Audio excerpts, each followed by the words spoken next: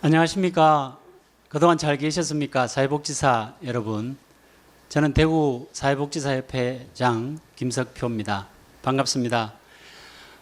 코로나 시대에 여러분들의 노고로 인해서 이제 점점 대구는 나아지고 있습니다.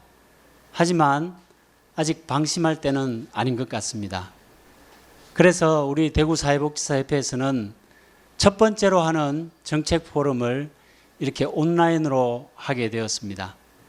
대구사회복지사협회의 이 정책 포럼은 저희 협회로서는 새로운 시도입니다. 이 새로운 시도를 통해서 많은 현장의 이야기들을 나누고 혹은 그 속에서 아픈 이야기들도 나올 것이고 또 해야 할 이야기들 나오고 앞으로 어떤 일을 할 것인가에 대한 계획에 대한 이야기도 나오리라고 생각합니다. 오늘 이 정책 포럼의 자리에 오늘 첫 번째 주제를 이렇게 사회복지사들을 위한 주제로 이렇게 마련하였습니다. 아무쪼록 이 포럼이 우리 대구 사회복지사 회원 여러분들에게 큰 도움이 되는 자리가 되었으면 좋겠습니다.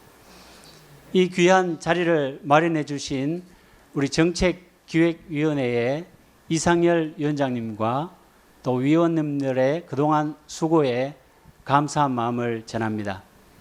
이 자리를 통하여서 대구 사회복지계의 정책들이 발굴되어지고 또 실현되어지는 그런 자리가 되기를 소망합니다. 이제 포럼은 정책기획위원장이신 이상열 위원장님께 마이크를 넘겨서 시작하도록 하겠습니다. 감사합니다.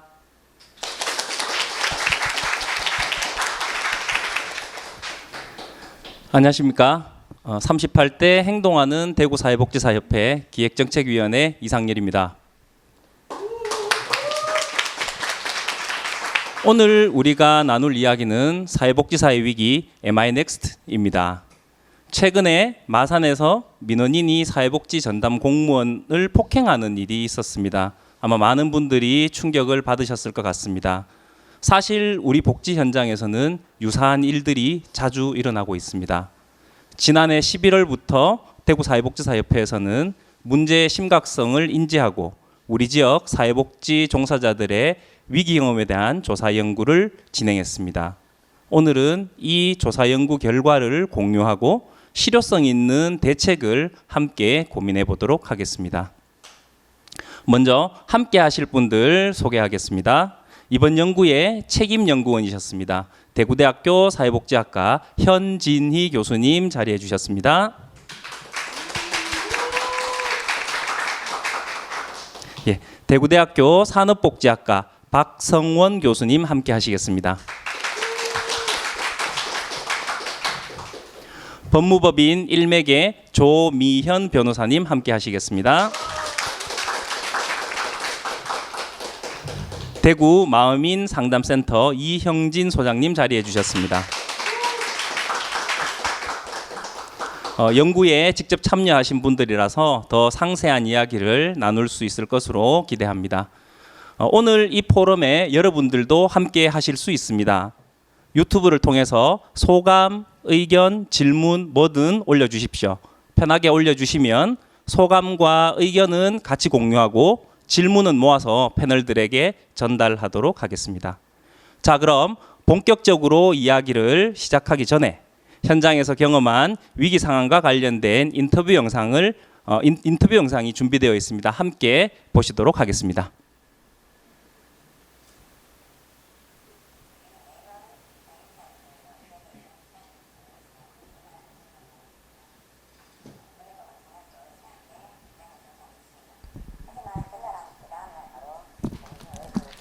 회의를 찾아와 김장 용기를 사무실에 있는 책상, 의자, 테이블 그리고 직원들한테 막무가내로 퍼부었습니다.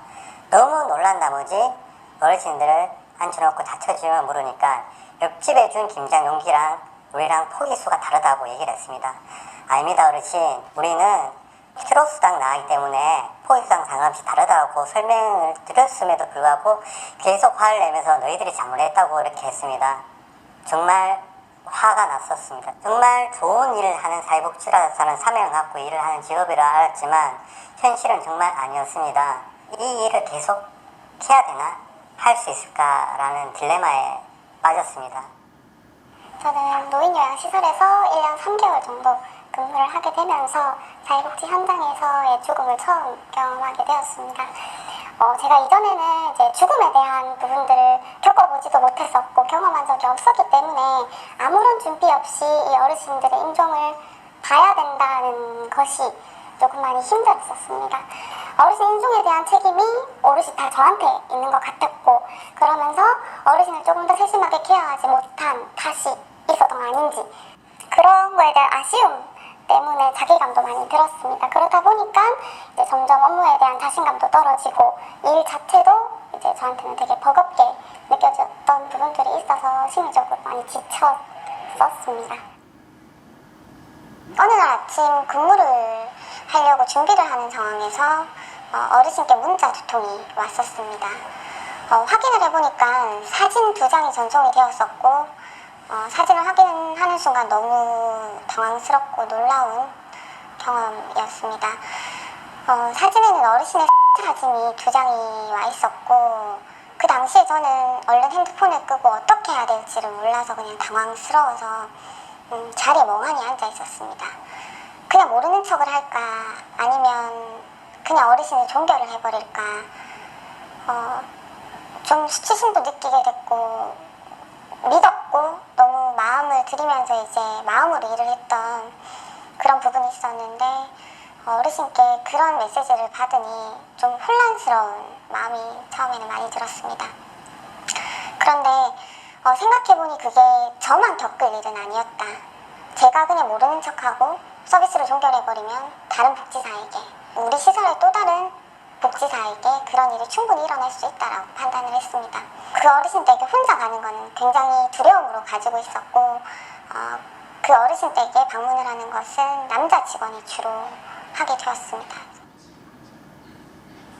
최근에도 그런 일이 한 가지 있었는데, 저희 시설에서는 중증장애인분들 총 32분이 일하고 계십니다. 그 중에 한 분이 자기가 상황이 마음에 안 들 때면은 자해를 하시는 그런 경향을 보이시곤 하시는데, 그분이 자해를 하실 때면은 말리지 않으면은 자신의 머리 위에 피가 날 때까지 때리시는 분이라서 이분을 말리려고 잡아채던 중 사고가 발생했는데, 이분이 머리를 손으로 때리시는 편이신데 그 손을 잡아채다가 제 얼굴을 치고 지나가서 입안이 한 2주 정도 헐어있던 그런 경험이 있습니다. 영구임대 아파트 내에 위치하고 있는 복지관에 좀 흔한 일일 것 같아요. 그 알코올 중독자 분들이 한 번씩 복지관 사무실로 올라오셔서 이제 난동을 부리시는 그런 이야기들을 좀 들려드릴까 합니다. 뭐 추석이나 명절에 호울 물품을 달라, 자기 먹을 거 없다, 이런 식으로 올라오셔서 이제 소리를 지르시는데, 어쨌든 복지관의 남자 직원들이 그분을 제지를 하고 이제 위협을 하는 행동에서 모시고 내려가야 되지 않습니까? 소리 지르고 욕하고 하니까 내려가는데 화가 나셨는가 봐요. 그때 따라 내려가는데 목을 잡고 막 흔드시더라고요. 멱살을 잡고. 그 이후에 화가 더 나셨는지 칼을 들고 올라오시더라고요. 칼을 들고 올라오셔서 내가 누군지 아냐고 찌르려고 하는 행동 있었죠. 그래서 경찰에 신고를 해서 이제 제압을 했는데, 중요한 게 단순 술에 취해서 이제 연예인이 되시니까 결국은 또 다음날 나오시더라고요. 술을 드시고 올라오는 행위가 빈도수가 이제 계속 높아지는 상황에서 늘 잡고 나가려고 하면 늘 마찰이 생기잖아요. 그래서 늘 경찰을 부르고 해도 모시고 내려가는 상황에서 넘어지거나 이렇게 되면 쌍방폭행으로 된다고 하더라고요. 그래서 경찰관은 절대 이렇게 위협을 해도 몸에 손대지 마라. 손대면 이게 쌍방폭행으로 같이 이제 연행이 될 수도 있으니 그런 부분들은 주의를 하고 이런 것들이 있으면 CCTV나 아니면 뭐 그 일지처럼 기록을 해서 고소를 하는 방법밖에는 없을 것 같다라는 얘기를 들으면서도 좀 답답한 면이 좀 있긴 해요.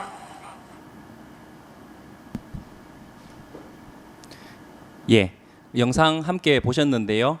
아마 우리 모두 유사한 경험이 있어서 듣는 동안 공감도 되고 화도 나고 그러셨을 것 같습니다. 저도 마음이 많이 복잡해지네요. 이 자리를 빌어서 인터뷰에 응해주신 그리고 어려운 이야기 들려주신 우리 사회복지사분들께 진심으로 감사드립니다. 어려운 순간을 또 잘 넘기셨기 때문에 이 자리에서 지난 이야기처럼 하고 계시지만 아마 그 순간에는 많이 힘들고 절망스러우셨을 것 같습니다.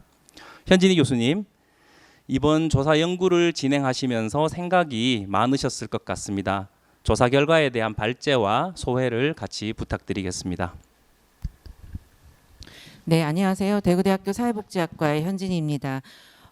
이번 조사를 하면서 뭐 예상을 하긴 했지만 객관적으로 얼마나 이제 많은 사회복지사들이 위기 경험을 하고 있는지 좀 확인할 수 있었는데요. 구체적으로 일단 시간 관계상 바로 본론으로 말씀드리도록 하겠습니다. 저희 이 대구 지역 사회복지 종사자 위기 경험 실태 조사는 제가 책임 연구원으로 진행을 했고요. 대구대 산업복지학과 박성훈 교수님, 그리고 영남이공대 사회복지보육과 박예성 교수님, 그리고 영남대학교 병원 정신건강사회복지사 안윤정 선생님 이렇게 네 분이 함께 이 연구를 진행을 하였습니다. 이 조사 결과 저희가 작년 11월부터 올 초 2월까지 해서 진행이 되었고요. 온라인과 대면으로 동시에 진행을 했고 최종 1,014명이 저희 분석의 대상입니다. 그 참여하신 사회복지사분들은 여성분들이 64%였고요. 그리고 연령은 30대가 좀 많은 편이었습니다. 그리고 실무자분들이 대부분을 차지하셨고요. 경력은 5년 미만이 가장 많았고 그 다음으로 이제 5년에서 10년 연차가 되시는 분들이 설문에 많이 참여를 하셨습니다. 근로 특성은 아무래도 3년 미만이셨던 분들이 많으셨고요. 생활시설이 45.2%, 그리고 이용시설이 50.7%에 해당하는 분들이 설문에 참여하셨습니다. 그러면은 이분들을 대상으로 클라이언트와 관련된 위기 경험을 하신 경험이 있으신지 여쭤봤습니다. 여기에서 위기 경험이라 함은 클라이언트의 폭력으로 인한 언어 폭력, 정서적인 폭력, 신체적인 폭력, 그리고 성적인 폭력, 그리고 클라이언트의 어떤 죽음이나 이런 갑작스러운 죽음을 경험함으로 인해서 충격을 경험하는 이런 전반적인 위기 상황을 위기 경험이라고 정의를 하였습니다. 그런데 이 조사 결과 84.2%에 해당하는 사회복지사들께서 이러한 경험을 한 번 이상 다 하셨다라고 보고를 하셔서 굉장히 현장에 많은 분들께서 위기 경험을 하고 계시다라는 것을 확인할 수 있었습니다. 이 중에서 가장 많은 경험을 하시는 부분들은 언어적인 폭력이 67.7%에 해당했고 그 다음으로 경험하시는 것이 클라이언트의 죽음을 경험함으로 인한 충격입니다. 그리고 신체적 폭력, 정서적인 폭력, 성적인 폭력, 클라이언트의 죽음을 목격하는 것까지 이러한 위기 경험을 하고 계셨습니다. 상세하게 살펴보면 언어적 폭력에서는 그 면전으로 전화보다는 내 면전으로 이런 괴롭힘과 위협을 당하는 경우가 가장 많았고요. 신체적으로는 신체적인 손상의 위협을 받는 경우, 공격을 당한 경우가 많은 비율을 차지했습니다. 성적인 폭력 같은 경우는 성적인 농담이나 위협, 괴롭힘을 당한 경우가 많은 경우를 차지했고요. 정서적인 폭력에서 많은 부분을 차지한 부분은 기물 파손이나 재산상의 손실을 위협하는 경우, 그리고 실제 기관의 어떤 재산상의 기물 손상을 한 경우, 또 나의 가족이나 동료를 괴롭히겠다고 한 이런 협박 등의 정서적인 폭력을 경험을 하셨습니다. 그리고 클라이언트의 죽음으로는 클라이언트가 예측되었던 질병으로 인해 죽은 경험이 47.4%여서 아무래도 많은 어르신을 대상으로 서비스를 제공하시는 분들께서 이러한 충격을 경험하시는 걸로 나타났고요. 또 예측하지 못한 죽음이었을 때 훨씬 더 충격이 큰데 어떤 의료사고 또는 자살로 사망한 경우를 경험하시는 분들도 14.6%에 해당해서 많은 분들이 클라이언트의 어떤 사망을 굉장히 충격적인 경험으로 경험하고 계셨고요. 특히 이제 사망을 목격하거나 시신을 직접 목격한 경우도 상당히 26.4%, 22.9% 등 상당히 많은 비율을 차지하고 있어서 사회복지사들이 이러한 클라이언트 사망과 관련된 이런 충격적인 경험을 꽤 많이 하고 계시다라는 것을 확인할 수 있었습니다. 성별에 따라서 살펴보니 남성이 여성보다 남성 사회복지사들이 훨씬 더 많은 위기 경험에 노출이 되어 있었습니다. 연령에 따라서는 30대가 가장 많은 비율을 차지했는데요. 아무래도 현재 그 실제 이제 서비스를 제공하는 실무자들이 이제 가장 많은 비율을 차지하고 있기 때문이라고 여겨집니다. 사회복지 업무 경력에 따라서는 10년 이상이 가장 많은 위기 경험을 하고 계셨는데, 이 말은 아무래도 연차가 근무 경력이 많아질수록 위기 경험에 많이 노출되어 있다라는 것으로, 그러니까 이제 이 근무 현장에서 위기 경험에 대한 노출이 꾸준히 이 연차와 상관없이 꾸준히 있어 왔다라는 것을 확인할 수 있었습니다.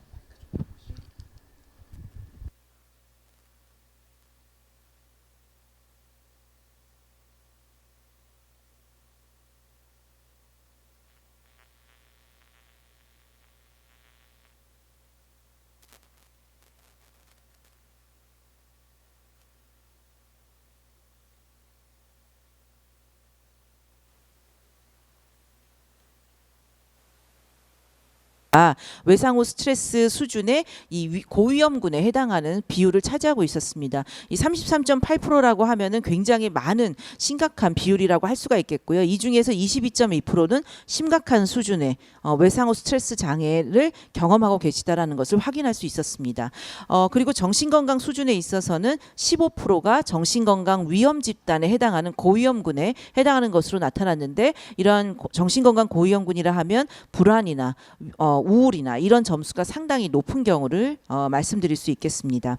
그렇다면 위기 경험이 있다라고 답하신 84.2%에 해당하시는 854명의 사회복지사들을 대상으로만 저희가 분석을 했을 때, 이 위기 경험을 하신 분들의 46.6%가 PTSD, 외상 후 스트레스 수준의 고위험군으로 나타나서 위기 경험에 어쨌든 한 번 이상 노출되었을 경우에 거의 절반이 이러한 외상 후 스트레스의 증상을 경험하고 있다라는 것을 확인할 수 있었고요.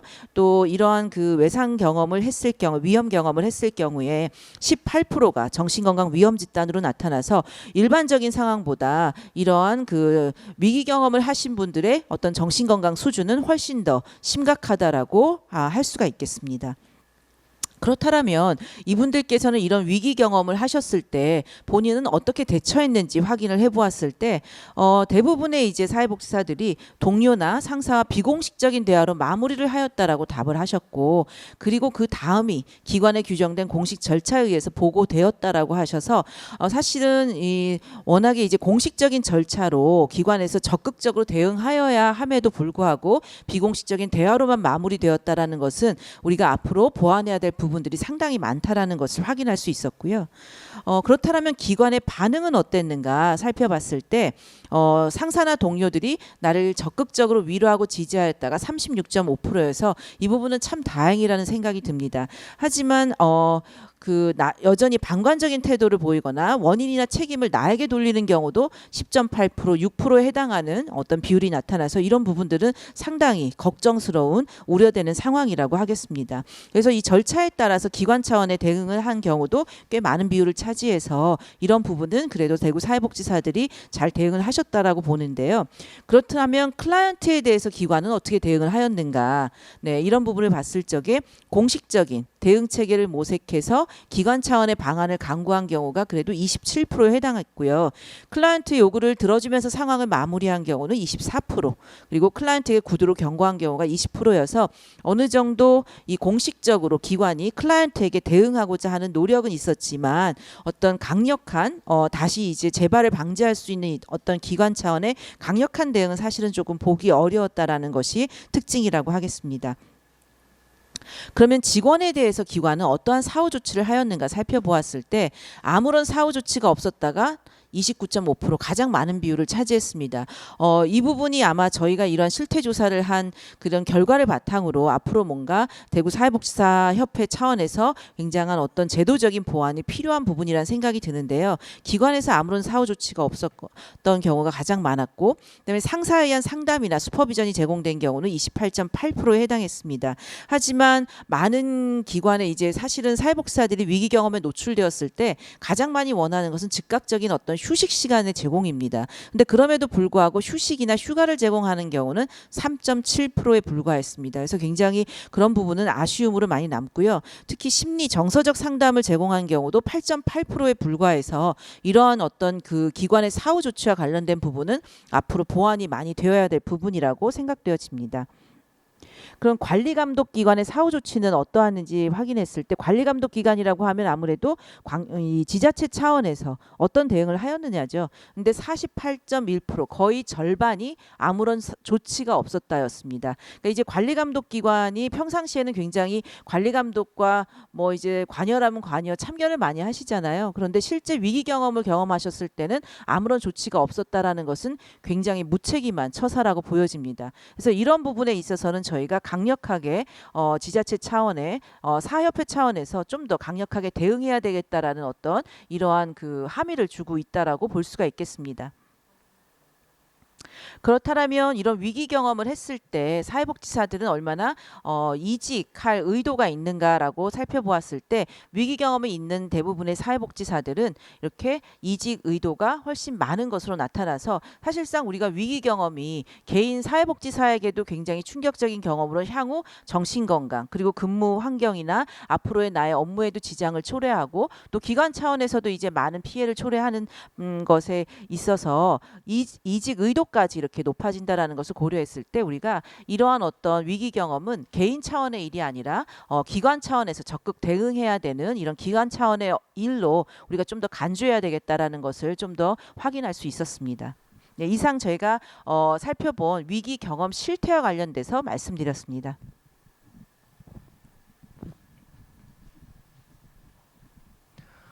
예, 감사합니다. 우리가 현장에서 맞닥뜨리는 위기의 양상과 심각한 정도를 한 번에 알아보기 쉽게 잘 정리해 주신 것 같습니다. 알고 싶었는데 또 막상 알고 나니 마음이 무거워지네요.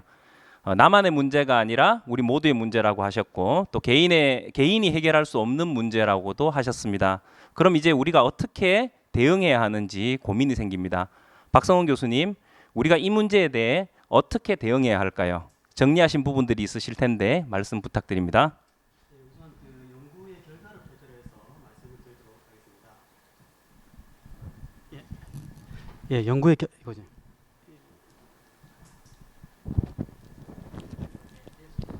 예, 됐나요?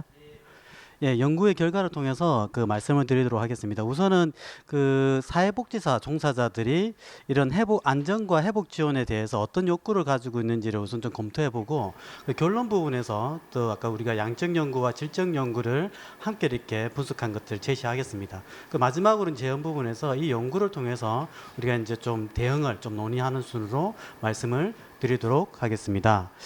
우선 이제 조직 차원에서의 어떤 안전과 회복 지원에 대한 욕구를 보면 위험 예방 및 대응 매뉴얼에 대한 개발 욕구가 4.14%, 그리고 그 고위험군 클라이언트에 대한 어떤 정보를 공유하자가 그 4.14%로 나타났습니다.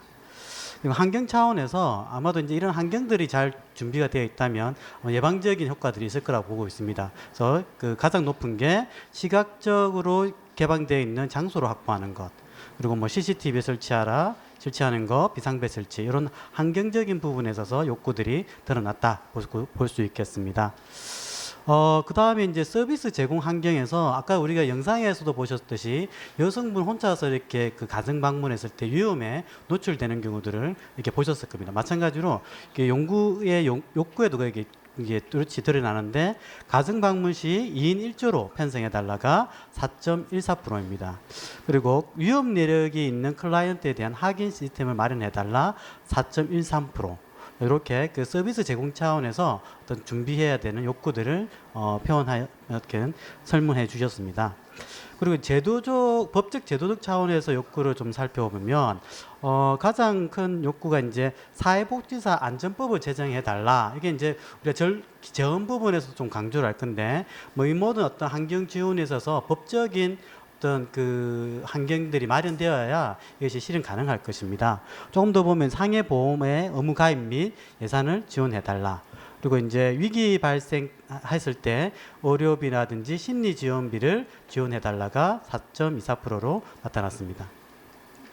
그 심리적 차원에서 어떤 지원 욕구를 살펴보면 우선 아까 그 현 교수님 또 중간에 그 얘기를 하셨는데 휴가 및 휴식 기간을 제공해 달라는 게 가장 큰 욕구였습니다. 근데 실태를 우리가 앞에서 봤었어도 그 실제로 제공하는 어떤 서비스들이 없었죠.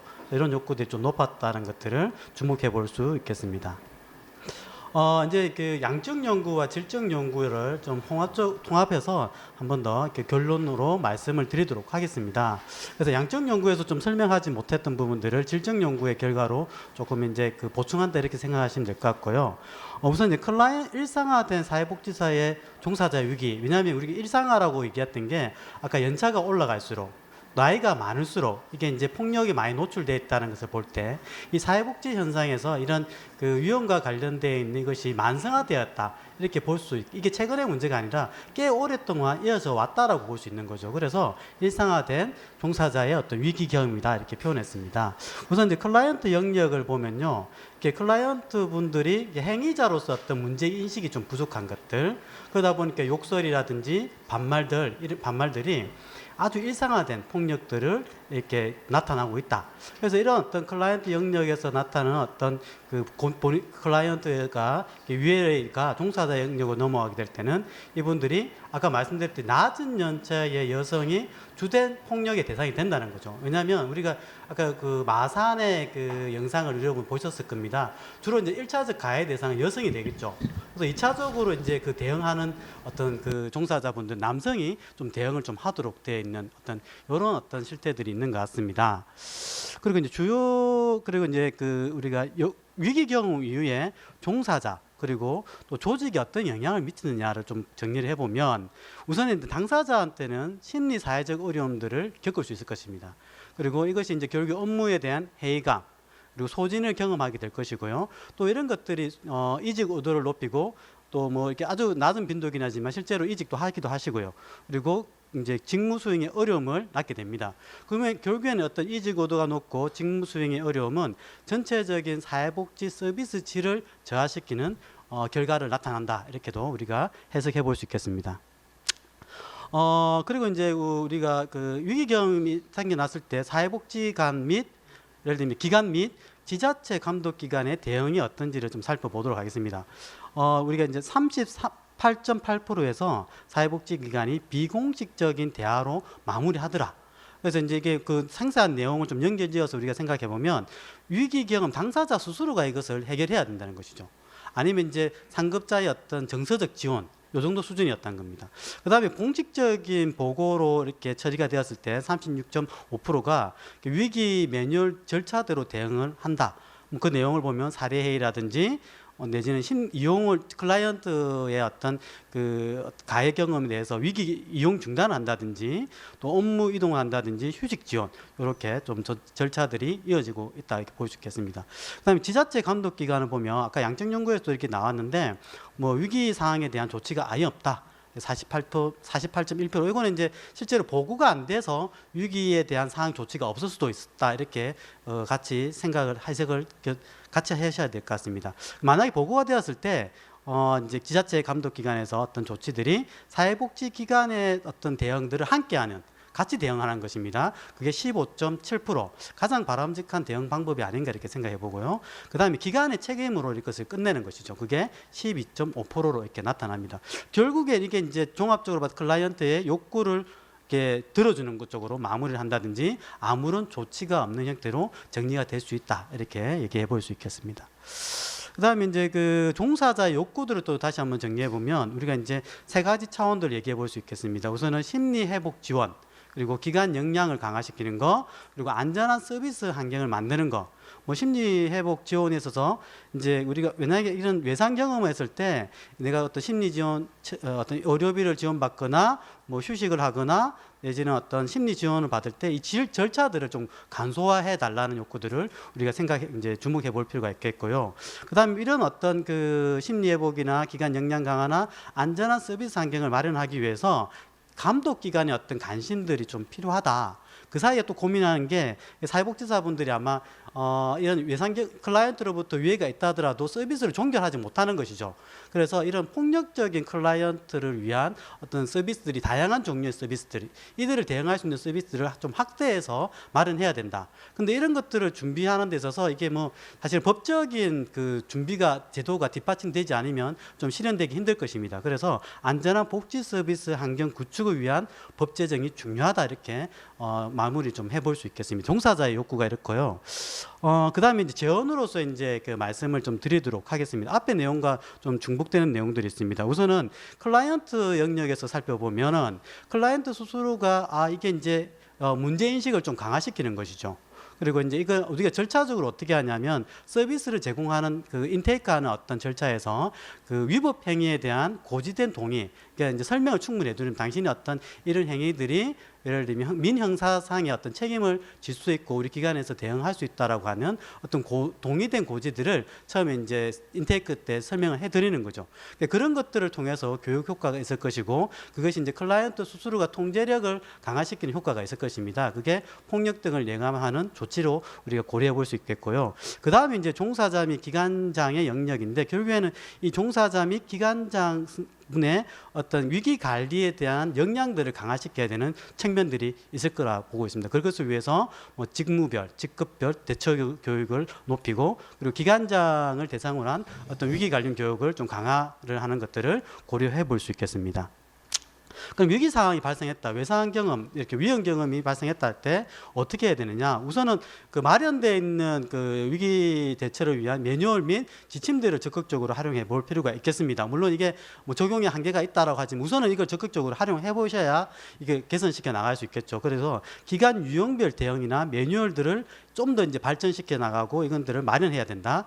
그 다음에 아까 민간 협력을 통해서 이렇게 접근하는 것들이 있었죠. 이렇게 관에서 어떤 공동 대응하는 이런 민간 협력을 통한 대응들 이런 것들을 얘기를 해볼 수 있겠습니다. 그 다음에 외상 회복을 지원하는 체계에 있어서 휴식 제공, 심리 상담, 돌봄 지원 프로그램을 강화하는 거. 그리고 이럴 때 중요한 게 우리가 왜 휴식을 제공하거나 하면 결백이 생기죠. 결혼이. 그럴 때 휴가 인력 공백에 대한 인력 지원들 그리고 지원 신청 절차를 간소화해야 된다. 이런 것들을 우리가 고려해 볼 수 있겠다. 마지막으로 이제 현행 제일 중요한 법이 무슨 마련되는 시간이 걸릴 것입니다. 근데 현재 마련되어 있는 법을 정확하게 지키는 것, 기준들을 정확하게 적용시키는 것들이 좀 중요하다 이렇게 보고 있습니다. 그리고 사회복지시설 평가 항목 중에서 이렇게 한번 이렇게 자체적 역량을 강화하기 위해서 평가 항목에 어떻게 대응했는지 이걸 평가 항목 넣는 것, 그리고 마지막으로 뭐 안전법을 이렇게 만드는 것 이런 것들을 고려해 볼 수 있겠다 얘기를 마무리하도록 하겠습니다.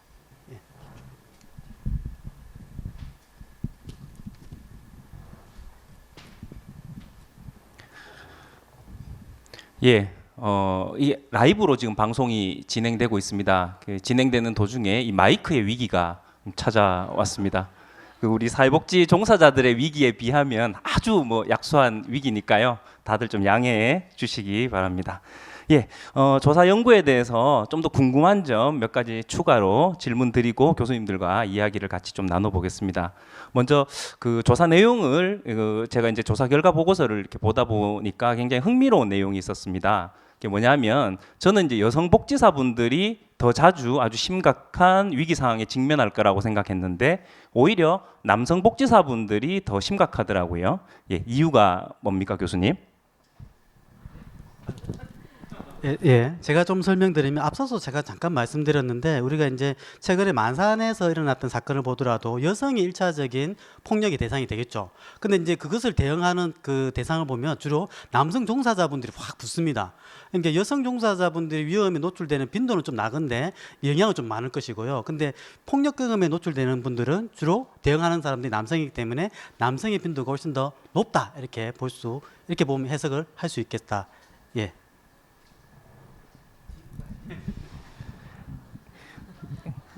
예, 뭐 양해가 계속 되고 있는 걸로 제가 이해하겠습니다.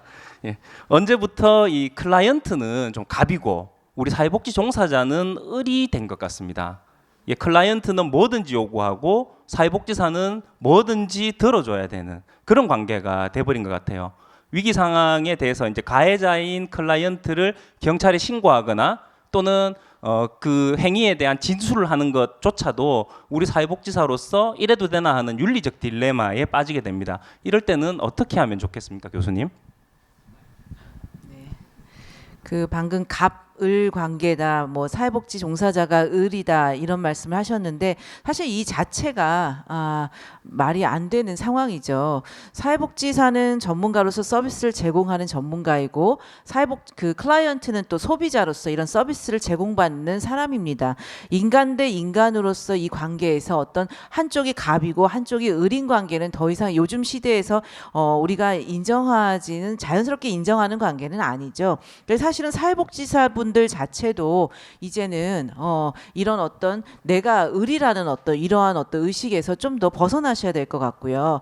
우리가 어떤 그 인간 대 인간으로서 서로 존중하는 이런 관계에서는 충분하게 우리도 그들을 존중하고 서비스를 제공할 수 있지만 어떤 선을 넘었을 때 폭력을 행사하거나 위해를 가하는 클라이언트를 우리가 동일하게 대우해 줄 수는 없을 것 같습니다. 그래서 이런 부분에 대해서 좀 더 강력하게 우리도 대응하는 부분들이 필요하고요.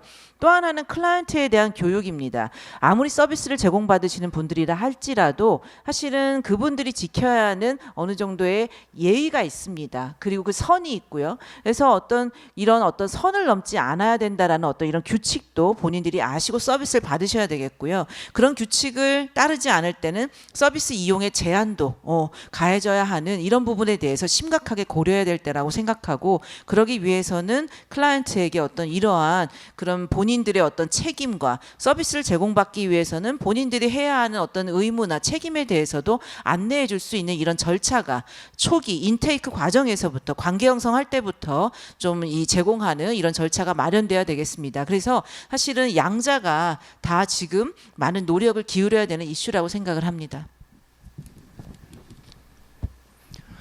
예, 그러면 혹시 이런 위기 대응과 관련해서 우리가 좀 눈여겨볼 만한 좋은 사례나 외국의 어떤 사례가 있으면 교수님 좀 소개를 부탁드리겠습니다. 네. 사실 제가 이 질문을 받고 든 생각은 사실 뭐 사례라고까지 할 것 없이 사실은 해외에서는 이러한 자체가 용납이 되질 않죠. 그게 저는 너무 가슴 아픕니다. 그러니까 우리 한국의 사회복지사들이 클라이언트가 어떤 선을 넘고 어떤 위해를 가하고 어떤 인간으로서 해야 하는 어떤 그런 도리를 지키지 않았을 때에 그것을 고스란히 우리가 그 경험을 받아들여야 하는 이 현실 자체가 저는 굉장히 가슴 아프고요. 해외에서는 사실은 이런 경우는 그냥 바로 경찰이 출동하죠. 그리고 제압을 당하고요. 법적 처벌 받습니다. 뭐 클라이언트여서 어쩌고 이런 거는 클라이언트기에 앞서서 그냥 시민이죠. 모두 다. 그냥 시민이기 때문에 그냥 그런 어떤 선을 넘었을 때는 어떤 그런 제도적인 법적인 처벌을 받는 거죠. 그렇기 때문에 해외에서는 어떤 클라이언트여서 사회복지사여서 누구가 참고 누가 견뎌내고 이런 관계는 저는 없다고 생각을 하고요. 제가 지금까지 본 해외의 경험으로는 그러한 경우는 없고 굉장히 강력한 처벌과 그런 어떤 이런 모든 서비스의 제공도 상호 간에 어떤 존중하고 이런 관계에서 성립을 하는 것이지 그런 선을 넘었을 때 저희가 그런 것들 용납해주는 이 자체가 사실은 한국에만에 있는 독특한 현실이라고 생각을 하고요. 이제는 그런 부분들이 이제는 바뀌어야 되지 않을 때인가. 우리 또한 의식이 바뀌어야 되고요. 서비스를 받는 클라이언트 또한 바뀌어야 한다고 생각합니다. 예, 대구 지역 사회복지사들의 위기 대응과 관련해서 조사 연구 사업을 맡아주신 두 분 교수님께 다시 한번 감사의 인사드립니다. 그리고 보다 근원적인 문제 해결을 위해서 앞으로도 더 많은 활동을 부탁드리겠습니다, 교수님. 예. 모르는 사람들은 사회복지사를 법 없이도 살 사람들이다라고 이야기합니다. 그런데 이번 연구 결과는 사회복지사야말로 법으로부터 보호받아야 되는 사람이라는 그런 대상이라는 것이 좀 더 명확해진 것 같습니다. 자, 이번에는 주먹보다 가까운 법이 되기를 기대하는 마음으로 우리 조미연 변호사님과 한번 이야기 나눠보겠습니다. 우리 조미연 변호사님은 이번 조사 과정에서 사회복지사들의 이런 위기 문제를 접하고 굉장히 안타까워하고 또 굉장히 분노하셨다는 이야기를 들었습니다. 변호사님, 우선 그 박성원 교수님이 해주신 여러 제언들이 있었는데요. 이 부분들 중에 법률적으로 좀 문제가 되는 부분이 혹시 있는지 검토 부탁드리겠습니다. 박성훈 교수님께서 주신 제언에 다른 법률과 상충하는 요소는 없습니다. 오히려 이미 제정된 법률 내지 조례들이 교수님 제언에 비추어서 너무 부족한 것은 아닌가 싶기도 하고요. 현재 제정되어 있는 법률 중에 산업안전보건법은 감정노동자 관련해서 이제 사업주에게 고객에게 책임을 물릴 수 있도록 지원하라고 되어 있거든요. 근데 그 법률에 근거해서라도 이제 현진희 교수님 말씀하셨던 것처럼 이제 클라이언트에게 책임을 물릴 수 있는 방향으로 가는 것이 옳다는 것이 저의 의견입니다. 예. 얼마 전에 이제 마산에서 있었던 그 여성사회복지 공무원 폭행 사건처럼 이런 물리적인 폭력을 사용하는 가해자가 있을 때 이 주변에서 이걸 지켜만 보고 있을 수는 없지 않습니까? 그렇다면 이제 동료들이 이를 제압하거나 하는 이런 행동, 물리적인 행동이 있다면 이게 혹시 뭐 정당방위라든지 또는 보호 조치 같은 것들로 좀 인정받을 수 있는지 궁금합니다. 충분히 인정이 가능합니다. 정당방위는 정당방위라는 그 단어 자체에서 그 정당방위가 되기 위해서 이제 갖춰야 될 요건이 나오는데요. 말 그대로 정당해야 되고요. 그 다음에 방위 선에서 그쳐야 합니다. 그러니까 현재 부당한 침해를 겪고 있는 경우에 한해서 그게 가능한 것이고요. 그리고 또 행위의 정도가 어느 누가 봐도 상당하다는 정도가 되어야 됩니다. 마산 사건을 예를 들어서 말씀을 드리면 이제 가해자가 피해자를 때리려고 하는 순간에 이제 피해자가 가해자를 밀거나 이제 막으면 정당방위로 인정이 되겠지만 사실 때린 후에 넘어졌다가 일어나서 다시 가서 때리면 그건 현재의 이제 자기한테 부당한 침해가 있는 게 아닌 걸로 보이거든요. 이제 그렇게 하시면 안 된다는 걸 제가 말씀드리고 싶고, 그다음에 이제 가해자가 저를 때리려고 하는데 제가 막는 거 선에서 그치지를 않고 옆에 있는 물건을 들고 때린다든지 아니면 의자를 들어서 던진다든지 이 정도의 어떤 정당한 범위를 넘어서는 정도면 절대로 정당방위로 인정받기 어려울 수 있습니다. 그러니까 소극적인 정도의 방위라면 충분히 정당방위로 인정받을 수 있다는 게 제가 드리고 싶은 조언입니다. 예. 그럼 아동시설에서 있었던 사례가 하나 있는데요. 사회복지사가 청소년 간의 다툼을 말리는 과정에서 청소년 본인의 팔에 멍이 들고 또 위옷이 말려 올라가서 속옷이 노출되었다면서 이 복지사를 인권 침해로 112에 신고한 경우가 있다고 합니다. 그럼 이럴 때 이제 사회복지사는 어떻게 대처를 하는 게 좋을까요? 이 케이스에 대해서 제가 여러 번 질문을 받았거든요. 그 질문에 대해서 답변 드리기 전에 먼저 드리고 싶은 말씀은 참 우리나라 권리의식 참 높아요. 학생들 전부 다 정말 높은 것 같거든요. 사실 이런 경우에는 이제 어떤 법률적인 판단을 떠나가지고 사회복지사님께서 정말 큰 곤욕을 겪게 됩니다. 근데 여기에 대해서 제가 드리고 싶은 조언은요. 무관용의 원칙 그리고 전문가 분담의 원칙을 고수하시길 권하고 싶습니다. 이미 매뉴얼에도 이런 사안에 대해서 제가 답변을 드린 적이 있는데요. 우리 사회의 각 분야에는 전문가가 있습니다. 사회복지사 전문 영역은 분쟁 해결이 아니라 사회복지 서비스 제공에 있고, 분쟁을 해결하는 사람들은 분쟁 해결의 전문가인 경찰에 의뢰하는 게 맞겠죠. 분쟁이 생기면 자력으로 구제하려고 하지 마시고 바로 경찰에 신고하셔야 됩니다. 경찰의 도움을 받으셔야 되는 게 마땅한 거고요. 시설 내에서 분쟁이 생기면 곧바로 경찰에 연락하고 도움을 받으시길 권합니다. 자력 구제는 언제나 말썽이 생깁니다. 언제나. 예외가 없었어요. 사소한 다툼에 모두 경찰을 부를 수는 없습니다. 이렇게 말씀하시는 분도 많았어요. 근데 분쟁은 예방적 해결이 최선이거든요. 분쟁이 조그만할 때 경찰을 불러야 돼요. 분쟁이 더 커지잖아요. 그러면 본인이 피해자가 아니라 가해자로 조사받을 가능성이 훨씬 커집니다. 꼭 경찰 부르시고 전문가의 도움을 받으시라고 권하고 싶습니다. 예, 사회복지사들은 아마 이 방송을 시청하고 있는 대부분의 사회복지사들은 그게 뭐든 좀 확실한 보호책, 확실한 예방책을 원하고 있습니다. 어떤 것이 필요할 것 같습니까? 혹시 뭐 이런 이용자들의 상습적인 위협 행위라든지 악성 민원인들에 대해서 접근 금지라든지 서비스 거부권 같은 것들을 우리가 행사할 수도 있을까요, 변호사님? 이게 저한테 되게 많이 물어보시는 질문이 접근 금지를 많이 물어보세요. 접근 금지. 이게 되게 아름답죠. 말은 아름다운데 사실 실상은요. 저희가 접근 금지 가처분을 신청을 하면 이게 실제로 인용이 되는 데까지도 상당한 기간이 걸립니다.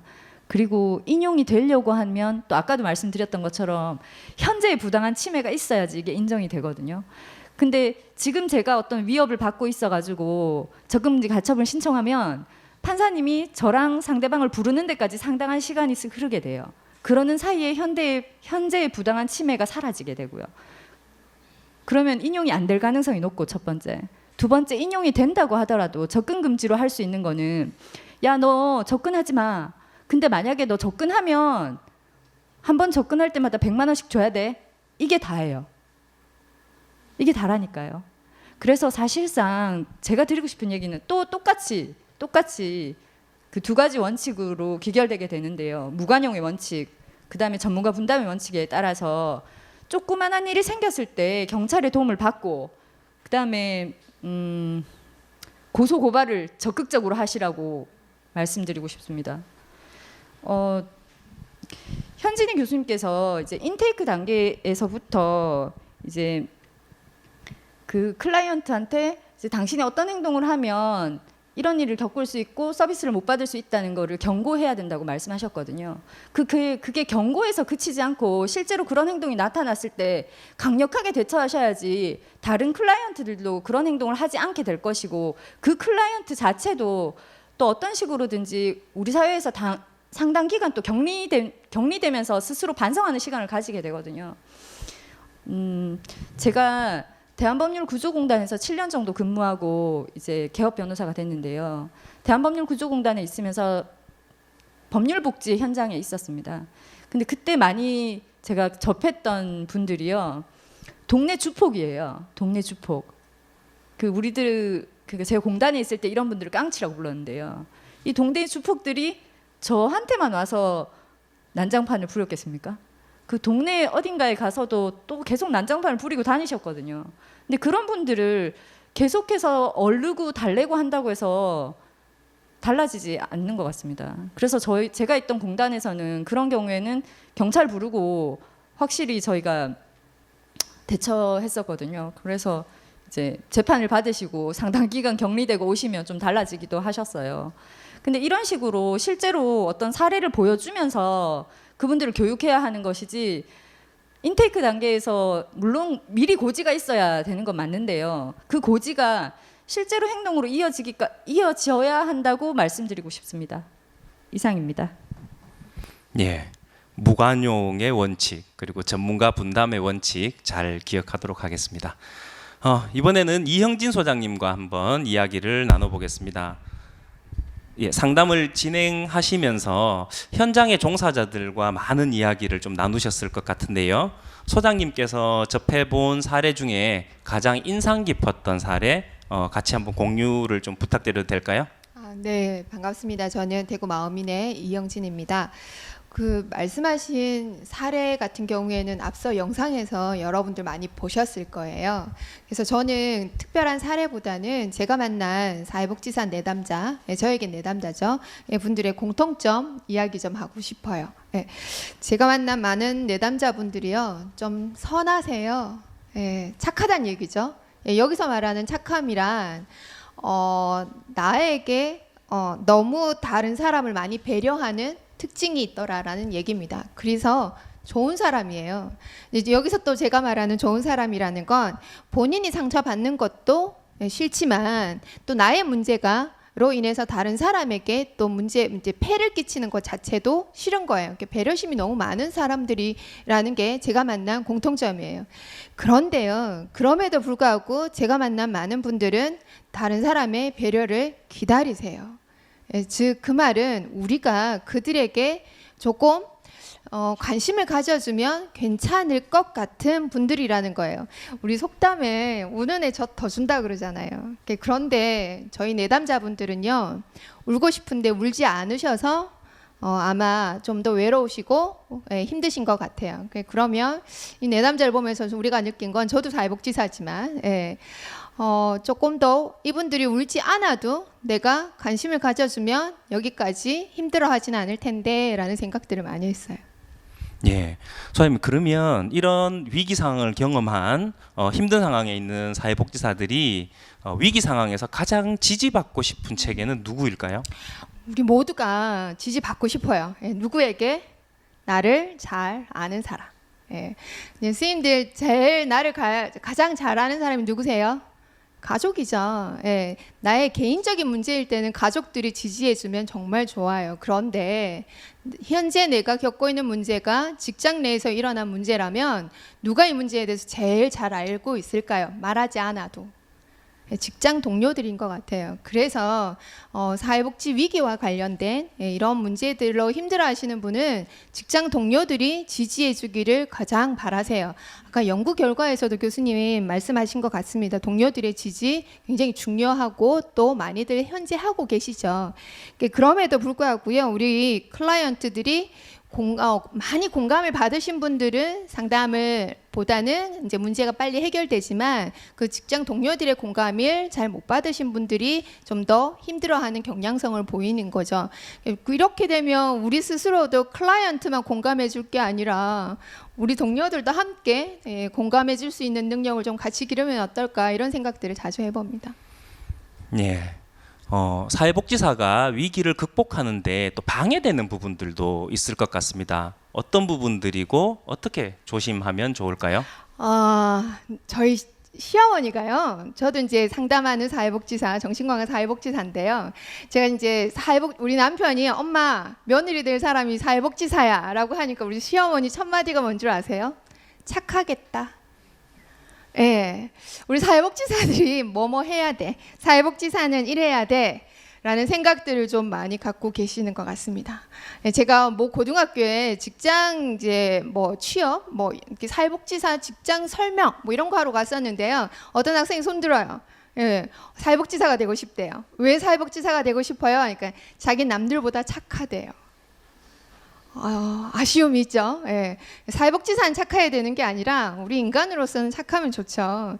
지금 우리 사회복지사 스스로 나는 뭐뭐 해야 돼, 나는 이래야 돼, 뭐 이런 생각들에 좀 갇혀 있는 것이 방해 요인이 되지 않을까 싶습니다. 예.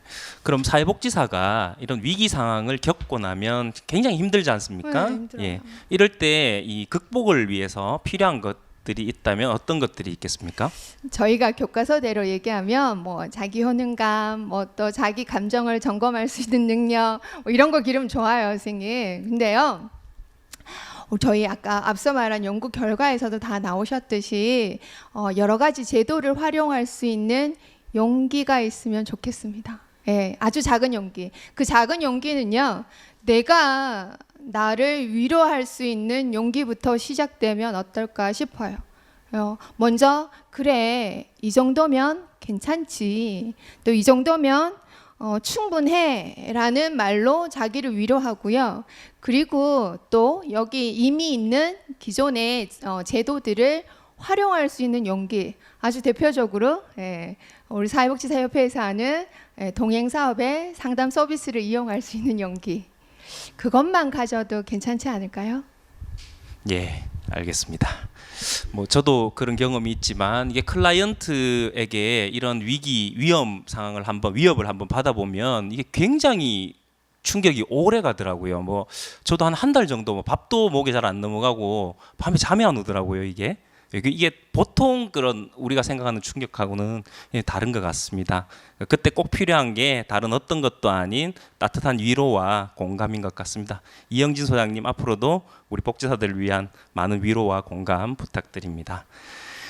예, 이야기를 나누는 중에 실시간으로 지금 질문이 계속 올라오고 있습니다. 지금 모니터를 하고 있는데요. 많이 올라온 질문이나 중요한 질문 몇 가지 공유해 보도록 하겠습니다. 오늘 인터뷰 영상 중에 어르신의 그 음란 사진과 관련한 그런 사건 같은 경우에 복지사분이 다음에 또 같은 일이 반복되면 묵과하지 않겠다 이렇게 강하게 경고를 하고 넘어갔다고 해요. 근데 과연 이제 이렇게 강하게 경고를 하는 선에서 멈추는 것이 옳은지, 아니면 단 한 번이지만 아주 강력하게 원칙적으로 대처하는 게 옳은지 이런 부분에 대한 고민이 된다는 질문이 있습니다. 역시 그 무관용의 원칙인가요, 변호사님? 어떤 사건이 생겼을 때 이거를 오픈하는데도 용기가 필요하거든요. 이게 소장님 말씀하셨던 것처럼 그거를 오픈하는데도 용기가 필요하고 그거를 오픈해서 다른 관리 체계 안에 집어넣는 것 자체가 앞으로 일어날 수 있는 다른 것들을 막아주는 역할을 하게 됩니다. 그렇기 때문에 이 경우에도 보고를 하고 절차 안으로 들어갈 수 있게 하는 게 옳은 선택이라고 말씀드리고 싶습니다. 예, 역시 무관용의 원칙이 예, 정답인 것 같습니다. 예, 굉장히 지금 이렇게 자주 강조하는 건 그만큼 중요하다는 거니까 아마 이 지금 방송을 시청하고 있는 복지사분들도 많은 고민들을 같이 할 수 있을 것 같습니다. 예, 사회복지사들의 이런 위기 경험이 예전부터 계속 있어 왔지 않습니까? 근데 현장에서 이게 문제다라고 인식을 하고 있음에도 불구하고 건절되지 않는 가장 근본적인 원인이 뭐라고 생각하십니까? 교수님 중에 한 분 답을 해주시면 좋을 것 같은데요. 예, 건절이 되지 않는 원인.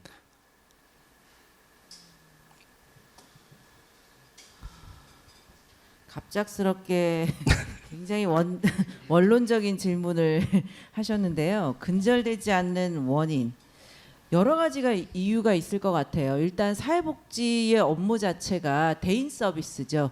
면대면으로 서비스를 제공하고, 그러니까 직접 이제 가정 방문하는 경우도 많고요. 또 오시는 분들을 또 1대1로 상담하는 경우도 많고요. 전화 상담도 하고, 그러니까 이제 아무래도 이제 직접적으로 대면을 하는데 그분들의 또 이제 여러 가지 상황이 사실은 다 여러 가지 복합적인 이제 위기 상황을 가지고 어려운 상황에서 오시죠. 그러니까 이제 심리사회적인 문제들이 아무래도 많은 상태에서 이제 저희를 만나다 보니 어떤 이런 취약성들로 인해서 굉장히 그 본인의 어떤 분노 조절이나 어떤 이런 그 정서 상태에 대한 어떤 그 대처가 사실은 굉장히 힘들어서 위기 상황으로 치달을 수 있는 그런 가능성도 높고요. 또 하나는 아까 이영진 소장님도 강조하셨는데 그 사회복지사분들께서 이 옛날부터 이 천사병이 있으시죠. 저는 이제 학부 학생들한테 1학년 때부터도 그 얘기를 굉장히 많이 하는데요. 뭐 희생, 봉사정신, 뭐 천사, 좋은 사람, 착한 사람 이런 단어 잊어라 이런 얘기를 합니다. 사회복지사는 전문직입니다. 예, 전문직이 착해야 하고 전문직이 참아야 하고 이런 수식어는 함께 갈 수 없는 동행할 수 없는 수식어죠. 저희는 단지 전문직이지만 그 업무가 대인 서비스일 뿐입니다. 원조 전문직인 헬핑 프로페셔널이고요. 그 원조 전문직이라고 해서 그들의 어떤 요구나 이런 사안들을 다 들어줘야 되는 전문직은 아닙니다. 모든 것에 이제 선이 있고요. 그렇다 보니 이런 우리 사회복지사의 어떤 업무의 특성에서 오는 것, 또 클라이언트들이 가진 어떤 취약성들이 많죠. 정신건강이나 심리사회적인 스트레스로 인해서 굉장히 나의 어떤 그 조절을 잘 못하는 이런 클라이언트의 취약성의 문제, 근무 환경이 굉장히 오픈되어 있고 프라이빗하게 개별적으로 이루어지는 어떤 특성들, 예를 들어서 상담실에 문 닫고 들어가서 상담해 보세요. 그 안에서 무슨 일이 일어나는지 아무도 모릅니다. 가정방문 혼자 가보세요. 어떤 공격을 받든지 어떤 상황이 일어나도 아무도 구제해 줄 수가 없습니다. 우리의 근무 환경은 상당히 위험한 상황이라고 저는 보여지고요. 이런 상황에서 어려운 문제를 다루다 보니 굉장히 문제가 가중될 수 있는데, 문제는 우리가 전통적으로 사회복지의 실천 과정이나 전문직의 교육 훈련 과정에서 그런 어떤 나를 보호하고 나를 좀 더 자기 관리하고 나를 아끼고 자기를 돌보는 어떤 전문가의 어떤 나 자신을 돌보는 것을 굉장히 인색해 왔던 것 같습니다. 그리고 또 하나는 이러한 안전하지 않은 그런 상황에서 적극적인 대처 방법에 대한 교육이 그동안에 너무 없었다라는 거. 그건 이제 학교에 있는 저희도 굉장히 반성을 하고요. 이런 사회복지사 보수 교육의 차원에서도 이제는 사실은 학부 과정에서는 어떤 전문 지식이나 기술이나 이런 가치를 가르치게 급급해 왔지만 현장에 나와서 이제 실천 경험을 하시는 동안에는 저희가 정말 보수 교육을 통해서 또 여러 가지 이런 지금과 같은 이런 세미나를 통해서 사회복지사들이 나 자신을 좀 더 보호하고 좀 더 인간으로서 대우받고 전문가로서 떳떳하게 근무할 수 있는 환경을 구축하기 위해서 많은 노력을 기울여야 할 것 같고요. 하다 보니 굉장히 통합적인 이 말이 길어졌는데 많은 노력이 필요한데 제도적인 법적인 보완도 필요하겠고요. 지금 우리가 말씀드리는 이 이슈는 개인 이슈가 아닙니다. 그런데 저희 이 실태조사 결과를 계속 보면 많은 분들이 이걸 사적인 이슈로 굉장히 간주를 많이 하세요. 이거를 오픈해야 되나 말아야 되나, 도움을 받아야 되나 말아야 되나, 그리고 기관에서는 적극적인 도움을 어떤 절차를 행하지 않는다든지. 사실은 이거는 기관의 책임입니다. 예. 기관장님들께서, 중간관리자님께서 이 방송 보시고 계신 분들은 지금부터는 정말 절차 마련하셔야 되고요. 적극적으로 개입하셔야 됩니다. 이거는 기관의 책임이고요. 그런 부분에 있어서 사회복지사는 희생자입니다. 피해자라는 입장에서 우리가 좀 더 적극적으로 보호받아야 되고요. 이런 어떤 피해 사실에 대해서 우리는 보호해줘야 될 의무가 있고, 이런 부분들은 또 사회복지사협회 차원에서도 우리 사회복지사들의 어떤 권익과 인권을 위해서라도 이제부터라도 적극적으로 대응해야 된다라는 생각이 듭니다. 하다 보니 너무 아닙니다. 총체적인 이야기를 드린 것 같네요. 예, 결국 근본적인 건절이 되지 않는 이유는 개인의 문제가 아니고 우리 모두의 문제이고 기관의 문제라는, 공식화시켜야 한다는 그런 대응이 있어야 한다는 그런 말씀이셨던 것 같습니다. 예, 또 다른 질문 하나 더 들어보도록 하겠습니다. 클라이언트의 직접적인 폭력은 산재 처리가 가능한가요? 여기에 덧붙여서 사회복지사도 산업안전보건법 또 고객 응대 근로자에 대한 보호를 받을 수 있나요? 이렇게 질문이 들어왔는데 아무래도 이건 우리 조미연 변호사님 대답해 주시면 좋을 것 같습니다. 첫 번째 질문에 대해서 이 질문이 왜 나왔는지 잘 모르겠습니다. 사실은 저로서는 너무 당연한 거라서요. 너무 당연한데 이거를 지금 질문으로 주셨을 때는 당연하지 않으니까 질문을 주셨겠죠. 산재라고 하는 거는요, 그 산재의 범위에 대한 판례가 있는데 이게 되게 유명한 판례예요. 예전에 이제 사법연수원에서 체육대회를 하다가 누가 다쳤어요. 이게 산재가 될까 하는 판례가 있었어요. 예, 된다는 게 판례입니다. 업무와 관련해서 일어난 모든 사고에 대해서 책임을 지게 되어 있거든요. 산재에 해당이 돼요. 그럼 클라이언트를 직접적으로 대면하는 게 사회복지사의 업무라고 하잖아요. 그 업무의 과정에서 일어난 사고인데 당연히 산재 처리가 되어야 하는 거죠. 그러면 이 질문을 하는 분은 안 될 거라고 생각하니까 저한테 물어보셨겠죠. 왜 안 될까요? 이건 좀 다른 층위의 논의이기도 한데요. 제가 이제 작년에 사회복지사협회에 이제 위촉을 받고 이제 자문 변호사로서 한 1년 넘게 일을 했거든요. 하면서 이제 전화 상담도 하고 서면 상담도 하고 많이 했는데 저로서는 이해할 수 없는 것들이 이걸 내가 참아야 하냐라고 물어보는 분들이 많았어요. 저희 참아야 돼요? 이렇게. 아니 참으면 안 되죠. 아까도 말씀드렸던 것처럼 교수님들 계속 강조하고 계시는 것처럼 이게 개인의 문제가 아닙니다. 개인의 문제가 아니기 때문에 드러내야 하는 것이고, 드러내는 게 저어되는 분위기라는 것은 사실은 제가 지금 좀 격한 반응일 수 있는데 사업주의 책임이에요. 사업주의. 예, 기관장님들께서 본인의 역할을 옳게 안 하고 계시는, 옳게 이 단어 맞는지 모르겠는데 하여튼 옳게 안 하고 계시기 때문에 지금 사회복지 서비스 현장에 계시는 분들이 고생하고 계시는 겁니다. 그다음에 두 번째로 넘어가가지고 산업안전보건법의 고객응대 근로자, 이 제가 계속 말씀드리고 싶었는데 당연히 해당되십니다. 당연히 해당되십니다. 제가 오늘 세미나 초도에서 말씀드렸던 것처럼 이미 제정되어 있는 법률 안에서 할 수 있는 것들을 먼저 하는 거를 찾아봐야 돼요. 산업안전보건법에 따르면요, 고객응대 근로자가 고객으로부터 부당한 대우를 받은 경우 또는 부당한 대우를 받을 수 있는 경우를 예정해서 그런 경우에 어떻게 조치를 해줘야 할 것인가에 대한 지침을 마련하도록 그 사업주에게 의무를 부과하고 있습니다. 지금 이 영상 보고 계시는 기관장님들께서는 빠른 시일 내에 그런 매뉴얼들을 좀 제정을 하시는 게 좋을 것 같습니다. 질문에 답 다 드린 것 같습니다. 예.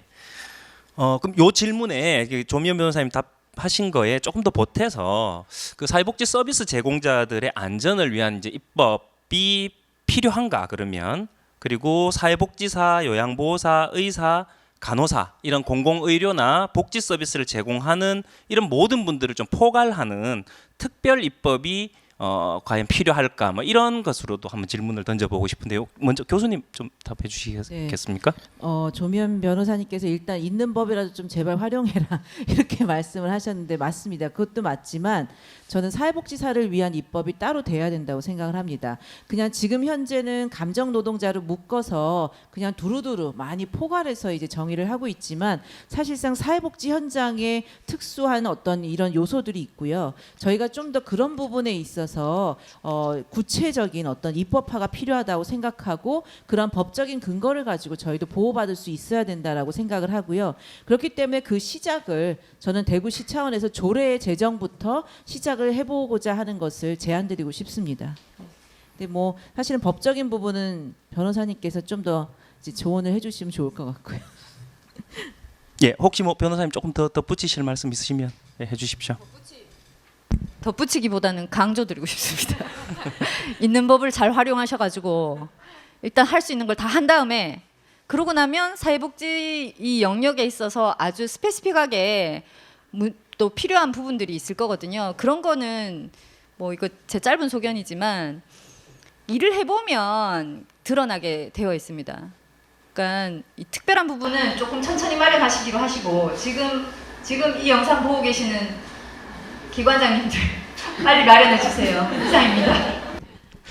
예, 기관장님도 오늘 굉장히 마음이 무거우실 것 같습니다. 네, 질문들을 좀 받아봤고요. 그래서 오늘 좀 더 이야기가 더 이렇게 공감대가 좀 넓어지지 않았나 이렇게 생각을 합니다. 예, 그럼 지금 이제부터 우리 대구 사회복지사협회 김석표 회장님 모시고 오늘 포럼 주제에 대한 우리 협회의 입장과 대응을 좀 들어봤으면 좋겠습니다. 회장님. 네. 예, 오늘 포럼 지켜보셨는데요. 우리 사회복지사 협회가 그 어느 곳보다 이 문제를 좀 중요하게 다뤄야 할 것 같습니다.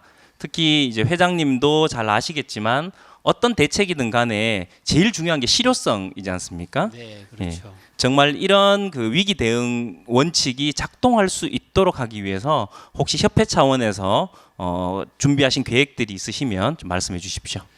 네, 오늘 그 세미나를 웨비나를 그러죠. 웹 세미나. 세미나를 들으면서 좀 마음이 많이 무거웠습니다.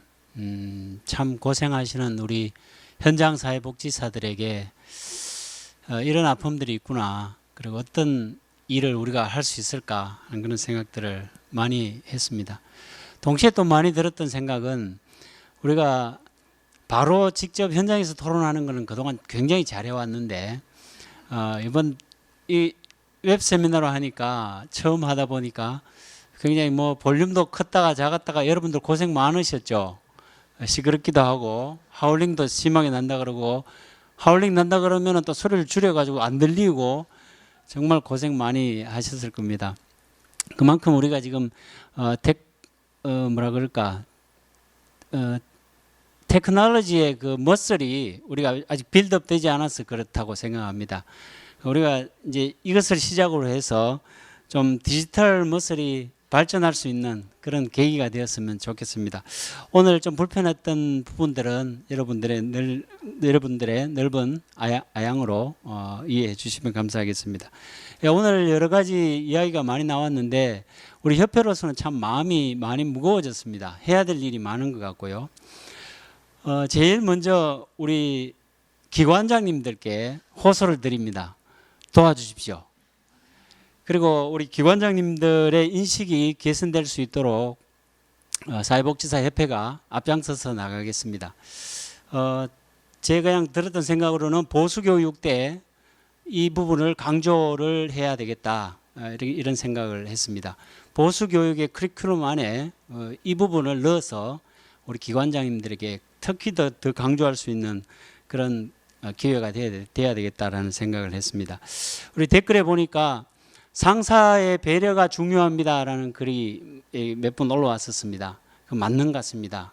상사분들께서 어떻게 대처하시느냐에 따라 가지고 이 문제는 잘 해결될 것 같습니다.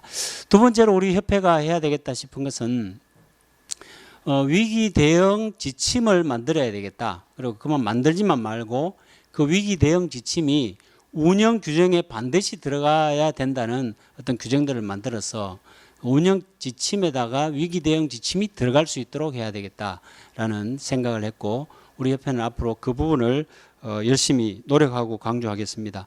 그리고 현재 있는 제도들을 잘 활용하라는 말씀을 우리 변호사님께서 말씀해 주셨는데 현재 우리 사회복지사협회가 하고 있는 위기 대응 역량 강화 사업이 있죠.